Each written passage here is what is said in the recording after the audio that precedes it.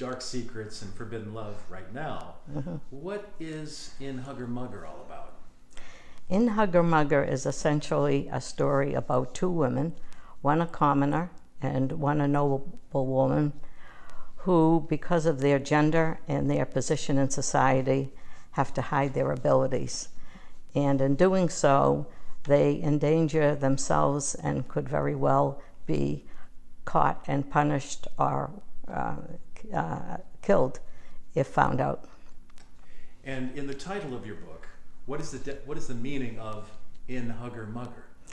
In Huggermugger means to do something in secret and hastily.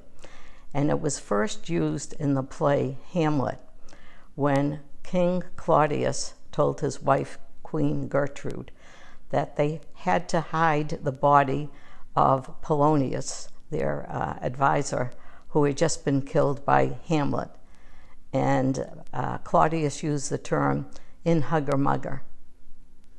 So it's a secretive place. Yes. And when and how did you first get the idea to write this book? In 2014, I had a friend who brought to me a book that she clutched to her chest and told me, Joyce, you have to read this. And she told me what it was about, a woman who was thought to have written the works of Shakespeare. And the book was called Sweet Swan of Avon, Did a Woman Really Write Shakespeare? By Robin P. Williams. I had never heard of Mary Sidney. I was reluctant to read the book, but I did so as a favor to her, and it really changed my life. Robin Williams made such a compelling argument about Mary Sidney as a possible author of the works of Shakespeare that I decided over the next few years to research Mary Sidney. And after that, I felt compelled to write about what her life, scenes, the dialogue that she would have been in if indeed she was a writer of Shakespeare. So your protagonist, Mary Sidney, who was born in the mid-1500s, Correct. lived into the early 1600s, Yes. was a noblewoman, a poet, an author, a very accomplished student. And what do you see as the experiences from her life in Elizabethan times to our contemporary society and the issues that still face us?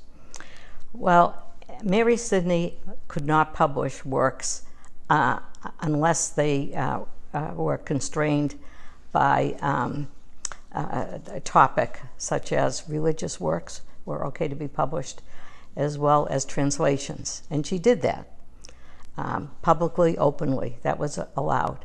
However, she was not allowed to publish anything that was considered bawdy or unladylike. Today, women, of course, are not constrained by what they can publish, but they do have other constraints. They still do not get equal pay. They still do not have total control over what they can do with their bodies. They still cannot aspire to high positions in business and in politics, just to name a few. So those restrictions were on what a woman in society was allowed or permitted to pursue. And in the literary world, there were whole topics that were off limits if you were a woman writer. Correct. And the genre that you have written in, how would you describe In Huggermugger as a literary style? It's historical fiction. It involves mystery, some romance, and certainly the issues of women's rights. Mary has a complicated, complex family life, like so many can relate to, and her son was unsupportive of her writings. That's her son, William. Why was Correct. that? William, although he was a lover of literature, was very ambitious, and he desired to be the Lord Chamberlain, and that position was the second highest in England at the time, next to being king. And the Lord Chamberlain had complete control over what was given license to publish. So if, at Mary's urging, he did indeed allow her to publish her works anonymously, and they were ever found out, his reputation would be ruined. So that's the added intrigue that are the family dynamics that go with the societal or the Right. monarchy complications there as well. You mentioned in your historical novel that you have characters that you've created to go with this historical record as well. Why did you create the Sarah Burton character, Dr. John Burton, and the young Robert Dudley? I wanted this to be more than a book about one woman and her struggle to do what she wanted in her life.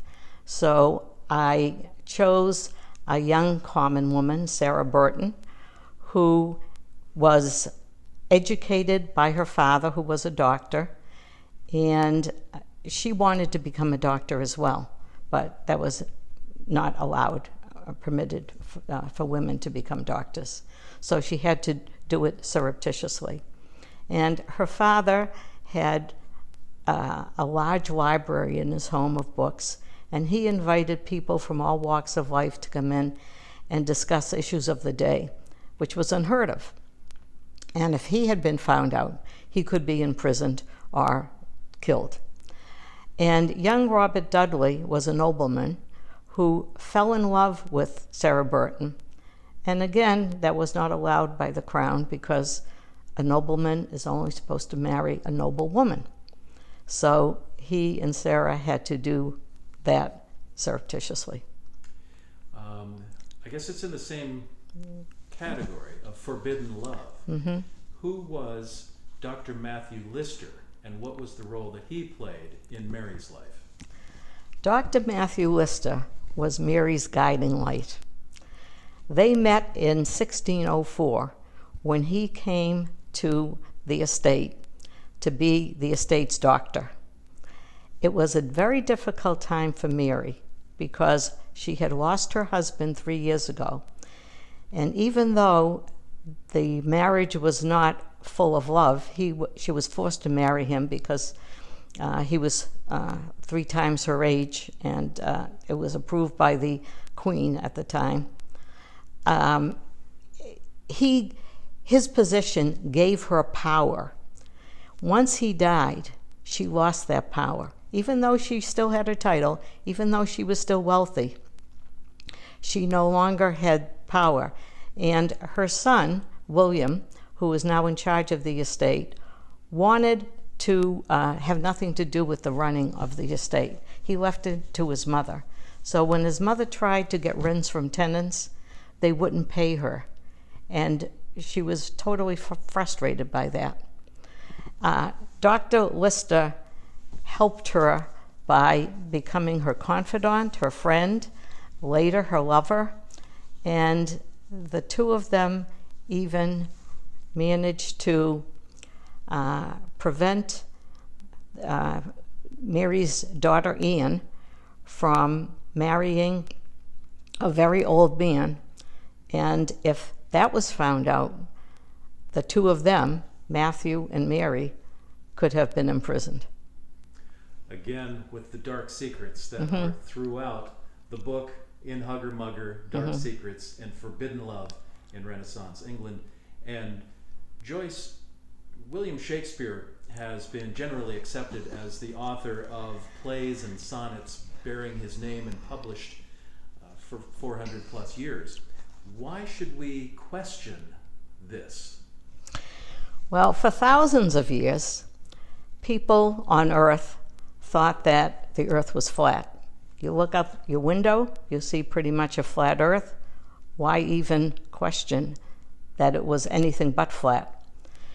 And then some observers noticed that when you looked into the heavens, everything in the heavens was circular, a sphere. And some of them thought, well, why would the Earth be flat when everything else in the heavens is round? And then, of course, in the 1500s, um, men circumnavigated the globe. And so people had to change their minds given this new information. And the same thing holds true for Shakespeare. During Shakespeare's life, not one play or sonnet was published with him as the author. The works of Shakespeare were published in 1623, 7 years after he had died, and his name appeared earlier on works only as a editor or someone who had made minor corrections to the plays, but never as the actual author. So there is definitely a question there. Also, if you compare Shakespeare's background with Mary Sidney's, Shakespeare, being from a lower class, being an actor, always known during his lifetime as an actor, never a poet, would have had to have learned 4 languages, Italian, French, Greek, and Latin in order to write the works, because those languages were written in, I messed that up. Styles that were requiring a formal education, which Mary Sidney had. Education Yes. that would have given her the knowledge to put those elements into her works. Right, and Mary Sidney also had a library of 5,000 books. When Shakespeare died, in his will, not one book was mentioned. And at that time, books were a very precious commodity. People, if they were very lucky, had one book, the Holy Bible, in their house. According to Shakespeare's will, there wasn't even a Bible. So you wonder, where did he get the knowledge to write so eloquently about things that he would not have had easy access to? And do you feel with your book that you have added to the 4 centuries of scholarship, of sleuthing, and setting the record straight about Shakespeare and Mary Sidney and the credit she deserves? Well, yes and no. I hope that I have added her name to the list of possible authors who wrote the works of Shakespeare, and that her name would be at the top of the list, and that Shakespeare, who was not a well-educated man, from the little we know of him, would never have been able to write the greatest works in the English language. The name of the book is In Huggermugger, Dark Secrets and Forbidden Love in Renaissance England. The author is Joyce Gatta, and the book is available in softcover on Amazon.com and as an ebook on Kindle. Joyce, thank you for the conversation today. I wish you every success with the book and your upcoming interviews, lectures, publicity tours, signings. Pleasure to talk with you today. Thank you so much, Pat. And we'll just keep talking as if it's casual. The Okay. microphones are what we can dump the audio at this point. And I think we're complete with this recording. Well- and let's see how long it went